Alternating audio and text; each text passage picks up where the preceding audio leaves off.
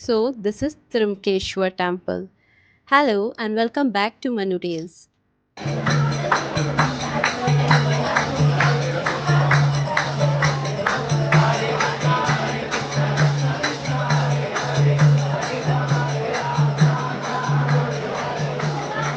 So guys, we are ready for Trimkeshwar Temple और आज हम थोड़ा लेट हो गए। हम 8 बजे रेडी हुए। कल तो ऐसा हुआ बैटरी एकदम डाउन। रास्ता भी है मंदिर का, तो लगभग 8:30 तक पहुँचेंगे। फिर देखते हैं कितनी लंबी क्यू है, उसके अकॉर्डिंग दर्शन करके बैक टू मुंबई। बट आपको भी हमारे साथ बने रहना है, इतनी भी लंबी क्यों। Watching Mondays, keep watching. Let's go. मुझे ना गोवा वाला फील आ रहा है यहाँ पे, क्योंकि सामने ही स्विमिंग पूल है ना। आपको भी की तो नहीं लेनी ना यार, कोई फ़ायदा नहीं है ऐसी प्रॉपर्टी लेने का, इस जगह बैठ भी नहीं पाते।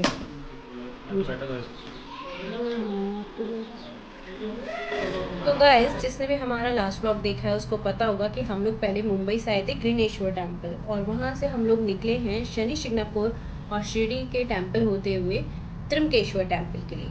हमने नाइट यहाँ पर स्टे किया है। अब हम मॉर्निंग में जा रहे हैं त्रिमकेश्वर टेम्पल, और जिसको ग्रीनेश्वर का ब्लॉग देखना है वो लास्ट ब्लॉग देख सकता है। इस प्लेस से नासिक फ्लावर पार्क, दिस सुलावाइन, हमने जाना था ना गंगापुर। तो ये पूरा यहाँ से कितने कितने डिस्टेंस पे है, लोगों ने मैप लगाया है। इस प्रॉपर्टी का ना रास्ता अच्छा नहीं है अंदर एंट्री के लिए, ये हमें किलोमीटर का ऐसे रास्ता ही है, और यहाँ तो हाईवे आएगा तो सही है। 8 किलोमीटर में शो कर रहा है, तो मतलब 16 मिनट्स अराउंड में लग जाएंगे। तो हम चेकआउट कर चुके हैं। चेकआउट के बाद सीधा मंदिर दर्शन के बाद हम निकलने वाले हैं, क्योंकि वापस आने का पॉइंट नहीं है, बहुत से डायरेक्शन नहीं है। और रात में आते हुए यहाँ से बहुत डर लग रहा था, क्योंकि लग ही नहीं रहा था कुछ होगा आगे।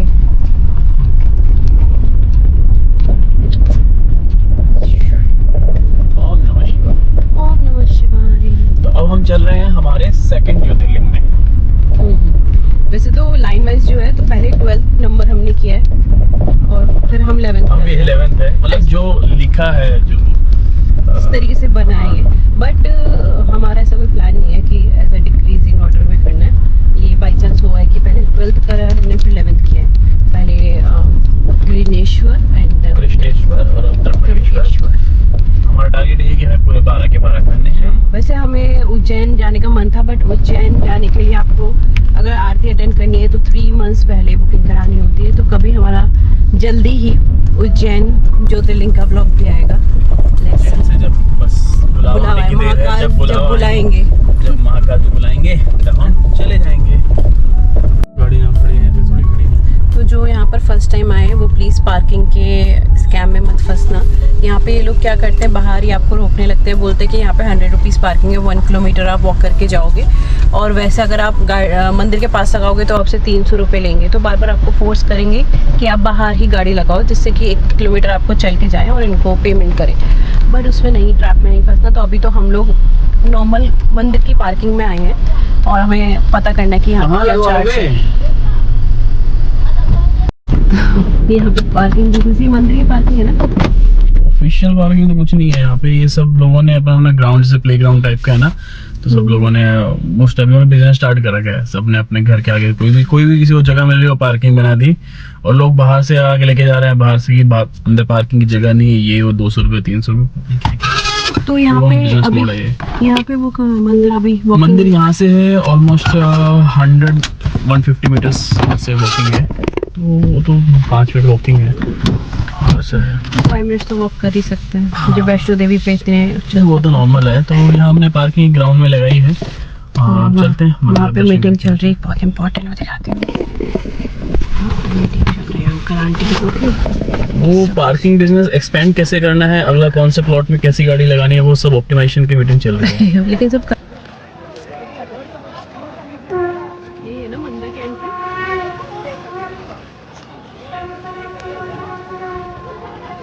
तो यहाँ पे जो मेन गेट था, जो मैंने अभी आपको दिखाया, जहाँ त्रिमकेश्वर लिखा था, वहाँ पे कुछ एंट्री हो रही थी पूजा के लिए, मंदिर में दर्शन के लिए। बट वो आई थिंक कुछ रूम्स या वीआईपी था, एग्जैक्टली मुझे पता नहीं लगा। बट हम क्योंकि फर्स्ट टाइम गए थे तो हम ढूंढ रहे थे कि कौन से गेट से एंट्री करनी है, तो फिर हमें पता लगा ये जो प्लेस है यहाँ पे सिर्फ कैश एक्सेप्ट होता है और ये आपको ऑफलाइन मिल सकता है यहाँ से ऐसे ऐसे पास, जिसमें आपकी फ़ोटो लेते हैं, बायोमेट्रिक होता है। और यहाँ पे आपका मिनिमम कैश लगता है 200 रुपीज़ पर पर्सन, वो भी डोनेशन के लिए। फिर हम लोगों ने ये लिया, इसमें भी हमारी लंबी लाइन थी, वैसे तो लग गया हमारा आधा घंटा। और फिर हमने यहाँ पे शॉप से लिया प्रसाद और अपने फुटवेयर्स यहाँ पर उतार दिए। उसके बाद यहाँ से हम लोगों ने एग्जैक्ट गेट पता किया, क्योंकि आप डायरेक्ट भी दर्शन करने जा सकते हो बट उसकी लाइन और भी ज़्यादा लंबी मिलेगी। जो हमने पास परचेज़ किया है उसकी लाइन अलग से स्टार्ट होती है, बाद में जाके वो एक पॉइंट पर कंबाइन हो जाती है। तो आप जनरल लाइन में भी आ सकते हो और इसको डोनेशन पास वाली लाइन कहते हैं, उसमें भी आ सकते हो अमाउंट पे करके और ये ऐसे स्लिप लेकर। अब हमने यहाँ पर एंट्री कर ली, टीका लगवा लिया और हम लोग क्यू में आ गए। यहाँ बहुत ही लंबी क्यू है, बहुत ही लंबी लाइन है, जबकि हमने वीआईपी पास लिया है और उसके बावजूद ये बहुत लंबी लाइन है। और जो जनरल लाइन है वो हमारी लाइन से भी बहुत ज़्यादा बड़ी है, पर यहाँ पे इंडोर है तो इतनी गर्मी नहीं लग रही। वैसे हम लोग मई में गए थे जो बहुत ही ज़्यादा गर्म टाइम होता है, बहुत गर्मी थी। अंदर फ़ैन लगी हुई है, फैसिलिटीज़ अच्छी हैं, पर लाइन बहुत लंबी है। और यहाँ पे आप लोग लाइव दर्शन कर सकते हो, जैसे ये टीवी पे चल रहा है तो जैसे जैसे आपकी लाइन चलती रहेगी वहाँ पे अलग अलग टीवी लगे हुए हैं जहाँ पर आप लाइव दर्शन कर सकते हो कि अंदर क्या चल रहा है। ये आप देख सकते हो कि कितनी लंबी लाइन है, मतलब मैं डिस्क्राइब नहीं कर सकती। मैं आपको लास्ट में बताऊंगी कि हमें कितने घंटे लगे यहाँ तक पहुँचने में, दर्शन करने के लिए।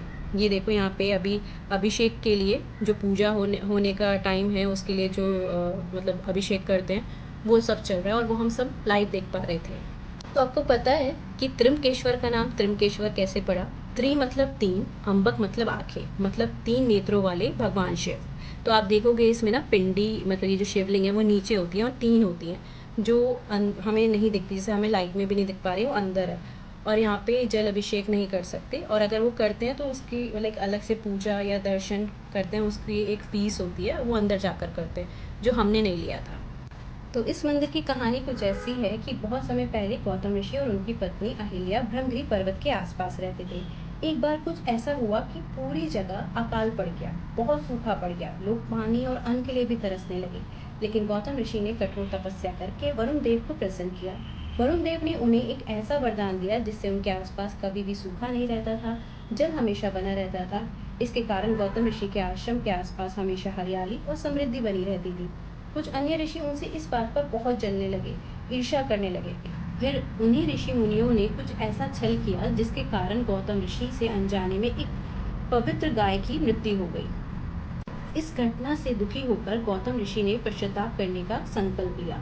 उन्हें सलाह दी गई कि उन्हें माँ गंगा को पृथ्वी पर लेकर आना चाहिए। गौतम ऋषि ने भगवान शिव की कठोर तपस्या की। उनकी भक्ति से प्रसन्न होकर भगवान शिव प्रकट हुए और माँ गंगा को वहां लाने के लिए सहमत हो गए। गंगा माँ ब्रह्मगिरी पर्वत पर अवतारित हुई और वहीं से गोदावरी नदी का जन्म हुआ। इस कारण गोदावरी को दक्षिण गंगा भी कहा जाता है। गौतम ऋषि की प्रार्थना पर भगवान शिव भी वहां ज्योतिर्लिंग के रूप में विराजित हो गए। ये स्थान आज त्र्यंबकेश्वर ज्योतिर्लिंग के नाम से प्रसिद्ध है। तो ये है त्र्यंबकेश्वर की कहानी। तो हमें यहाँ लाइन में लगे लगे 5 घंटे हो गए, मतलब लगे हुए नहीं, हम धीरे धीरे वॉक कर रहे हैं, तो 5 घंटे करीब होने वाले हैं और फाइनली हमें मंदिर दिख गया है और हम लोग एंट्री करने वाले हैं इस मंदिर में, मतलब त्र्यंबकेश्वर मंदिर में।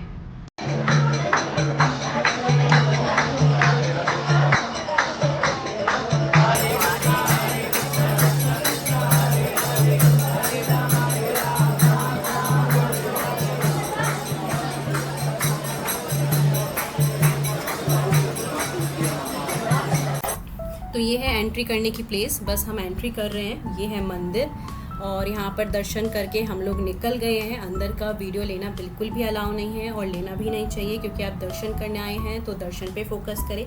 मैं व्लॉगर हूँ, इस वजह से मैं वीडियो लेती हूँ, बट अगर मैं व्लॉगर नहीं होती तो मैं भी कभी मतलब भक्ति छोड़ के, पूजा छोड़ के ऐसे वीडियोज़ नहीं लेती। तो हम लोग यहाँ दर्शन करके बाहर निकल गए हैं और आप लोगों को दिखाने के लिए मैं बता रही हूँ कि जहाँ मैं आउटर पे खड़ी हूँ उसके अंदर ही मेन मंदिर है, मतलब वहीं पर ही वो शिवलिंग है। त्र्यंबकेश्वर मंदिर एग्जैक्ट वहीं पर है। तो हम लोग आ गए हैं बाहर, बहुत ही ज़्यादा गर्मी है, पैर जल रहे हैं हमारे। अब यहाँ से दर्शन करके हम बाहर निकलते हैं, कुछ खाते पीते हैं, नींबू पानी जैसा कुछ पीते हैं, बिकॉज डिहाइड्रेशन हो गया है। 5 घंटे भले ही हम इंडोर थे, बीच बीच में धूप भी लगी, पर जितना वो मैनेज कर सकते थे मंदिर में उतना मैनेजमेंट है अच्छे से कि आपको गर्मी ना लगे, बट बाहर का कोई कुछ नहीं कर सकता। यहाँ पे एक छोटा सा मंदिर और है, गायत्री मंदिर, तो हम लोगों ने वहाँ पर भी दर्शन करे। उसके बाद हमें गौ माता मिली, यहाँ पे हमने गाय को ये घास खिलाई और इसके बाद हम लोग निकलेंगे मुंबई के लिए सीधा, क्योंकि हमने 3 मंदिर के, एक्चुअली 4 मंदिर के दर्शन किए जिसमें 2 ज्योतिर्लिंग थे। अगर आपने लास्ट व्लॉग में देखा होगा तो हम इससे पहले ग्रीनेश्वर मंदिर गए थे, उसके बाद हम शनि शिंगणापुर गए थे और शिरडी गए थे, और फिर हम त्र्यंबकेश्वर मंदिर आए हैं। और देखो यहाँ पे अभी ये शेडो दिख रही है, बट कितनी धूप है और हमें बहुत दूर जाना है शॉप के लिए जहाँ पे हमारी चप्पल उतरी हुई है, तो मुझसे नहीं चला जा रहा था, तो मनोज मेरे लिए चप्पल लेकर आए और भाग भाग कर गए हैं और फाइनली हमारे दर्शन कंप्लीट हो गए हैं। तो अब हमें यहाँ पे एक शॉप मिली थी, वहाँ पे देखने में प्रसाद बहुत अच्छा लग रहा था, तो हम लोगों ने ये लिया और एक्चुअल में ये बहुत ही ज़्यादा टेस्टी था।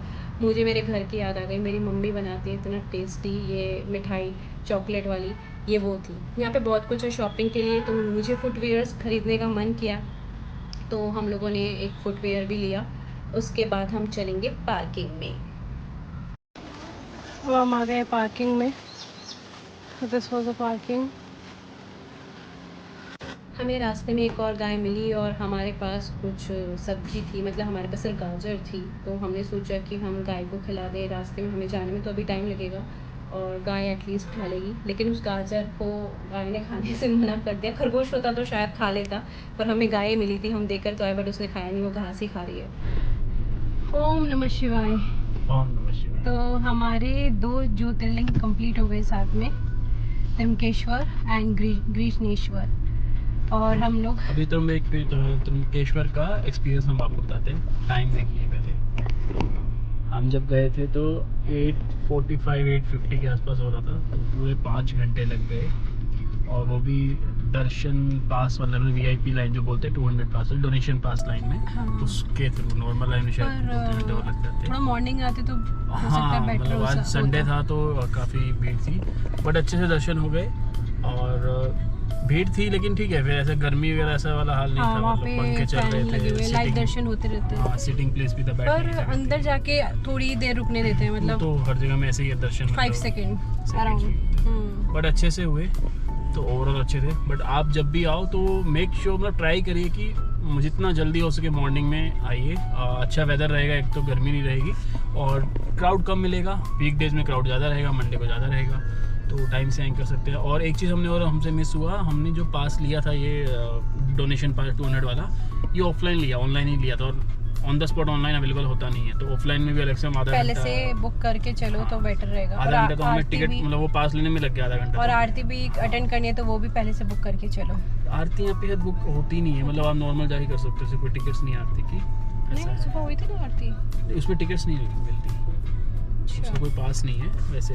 तो आपको कोई अगर पूजा करनी है, जैसे रुद्राभिषेक या जलाभिषेक, ऐसे और भी हैं 3-4 पिंड दान वो भी हैं, तो वो आप पहले फ्री बुक कर सकते हो या ऑन द स्पॉट भी कर सकते हो। तो और यहाँ पे एक लेक वाला एरिया है, जो स्टोरी मैंने बताई है कि वहाँ पे पूरा पानी, मतलब गंगा आ गई थी, तो वो कुछ मतलब डिस्टेंस पर ही है मंदिर से, पर इतनी धूप हो रही थी हम लोग उधर नहीं गए, वहाँ पे पूरा पानी है।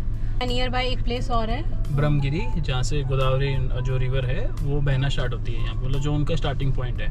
यहाँ से अराउंड 2.5 से 3 किलोमीटर की ट्रैकिंग है, वहाँ पे जाके है। और वो वैसे वो मानसून में ज्यादा अच्छा लगता है, अभी बहुत धूप मानसून में क्या है कि वो ट्रैकिंग वाला रास्ता पूरा ग्रीन हो जाता है ना, तो रिवर्स अच्छा लगता है। और रिवर्स वाटरफॉल है, तो वो हम कभी अलग से ट्रैक टाइप कंप्लीट करेंगे, अभी तो जब हम नेक्स्ट टाइम प्लान करेंगे तो मे बी हम ट्राई करेंगे। बट अभी गर्मी में तो बहुत हेक्टिक हो रहा था, और 3 किलोमीटर का ट्रैक है, मतलब ऑलमोस्ट 1-1.5 घंटे का ट्रैक रहेगा वन साइड का, तो इतनी गर्मी में थोड़ा हमें सही नहीं लग रहा। तो वैसे भी अभी हमें कुछ खास मिलेगा नहीं, गर्मी की भी बात नहीं है, मानसून को टाइम में ही बोलते हैं कि मस्ट विजिट दैट प्लेस, तो मानसून टाइम में अगर हमें मौका मिलेगा तो हम ज़रूर आएंगे वहाँ पे और ब्लॉग में कवर करेंगे। अभी के लिए हम अपनी ट्रिप यहीं कंक्लूड करते हैं फिर, है ना। So we hope you all like this video, so please like, subscribe and share, and see you soon in next vlog. Keep watching my new reels. Bye और bye. ये ज्योतिर्लिंग सीरीज को हम अब पूरा करने का ट्राई करेंगे, ठीक है। बट ऐसे अभी नहीं, अभी सिर्फ मतलब 2 ज्योतिर्लिंग करे, उसके आगे कभी करेंगे तो जरूर ब्लॉग लेकर आएंगे। Okay bye bye. Please subscribe जिसने अभी तक सब्सक्राइब नहीं किया।